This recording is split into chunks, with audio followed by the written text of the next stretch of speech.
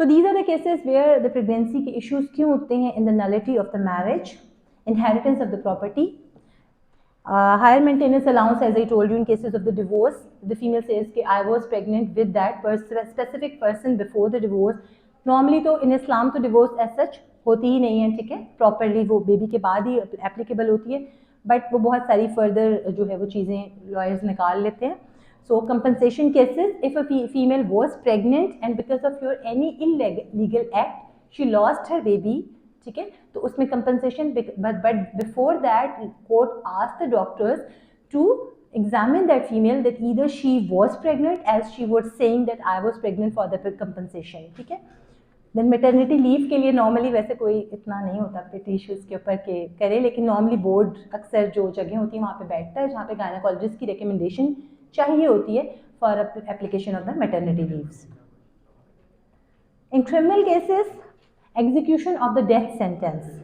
इसमें क्या होता है, अगर एक फीमेल प्रेग्नेंट है और उसको because she is a criminal, ठीक है, और उसको आपने देनी है डेथ सेंटेंस, तो क्या होता है इफ शी इज प्रेग्नेंट? देते ही नहीं है, वेट करते हैं. कितना वेट करते हैं? Till delivery. अच्छा, और कोई और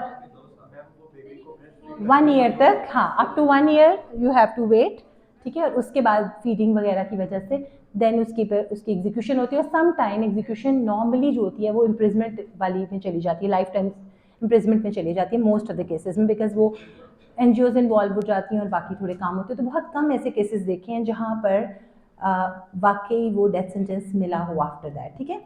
advantages of trial in the court, like if advance pregnancy is there she can avoid going as a witness, ठीक है, तो वो कह सकती है कि मैंने नहीं जाना.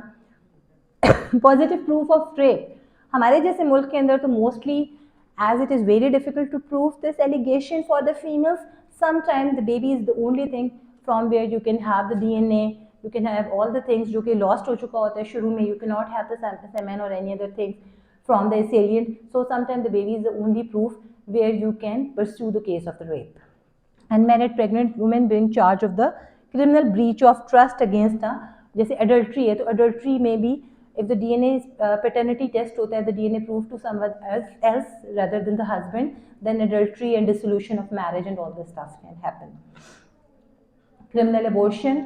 In criminal abortion हम पढ़ेंगे बहुत डिटेल में कि पाकिस्तान में आपको क्या लगता है abortion अलाउ है या नहीं allow? In which conditions allow है? मेडिकल ग्राउंड के अंदर, ठीक है. ह्यूमैनिटेरियन ग्राउंड पे अलाउ है. अगर फीमेल हैज सम रेप और समथिंग तो हो सकता है. नॉट अलाउड, ठीक है, लीगली नॉट अलाउड, ठीक है. सो उसमें if the female herself is involve for the abortion, ठीक है, तो उसमें फीमेल को भी और द डॉक्टर और the person who is involve in conducting that abortion दोनों को पनिशमेंट होती है, ठीक है. But if the female says और उसके पास विटनेस भी हैं कि समबडी क्रिमिनली अबॉर्ट माय जो foetus because of any reason, तो उसमें फिर वायलेंस की हिस्ट्री और वो सारा, तो उसमें सिर्फ ऑब्वियसली उस पर्सन को पनिशमेंट मिलती है. तो उसमें दो बातें हम देखते हैं, वन इज इसकाते हमल एंड वन इज इसकाते जनीन. एंड अकॉर्डिंग टू लॉ दोनों में पनिशमेंट डिफरेंट होती है. इसकाते हमल होता है बिफोर ऑर्गेनोजेनेसिस, तो उसमें 3 years की पनिशमेंट है. एंड इसकाते जनीन is after that till 7 months, जब तक वाइबिलिटी की एज नहीं आती, 28 weeks तक, ठीक है. उस वक्त फिर क्या होता है कि 7 years की पनिशमेंट होती है उस पर्सन को भी जो इसमें इन्वॉल्व है, और female herself is involve उसको भी. 7 month वाइबिलिटी के बाद से लेके first year of the life में if the baby born not born जिस तरह से भी हो रहा है, तो हम इसे इन्फेंटिसाइड के चार्ज में लेके जाते हैं. और इन्फेंटिसाइड का चार्ज वैसा ही है जैसे मर्डर का या कत्ले अमद का चार्ज होता है, ठीक है. So there is another condition जिसे हम कहते हैं pseudocyesis. This is a condition which is very common in females जो मैरिड हैं, दे आर इशूलेस, ठीक है, because of any reason. So because of that they sometime, और उनको खुद भी यही फील हो रहा होता है that because of the psychological process that they are having some pregnancy, and sometimes very strangely they do have developed amenorrhea and some slightly enlargement of the uterus too.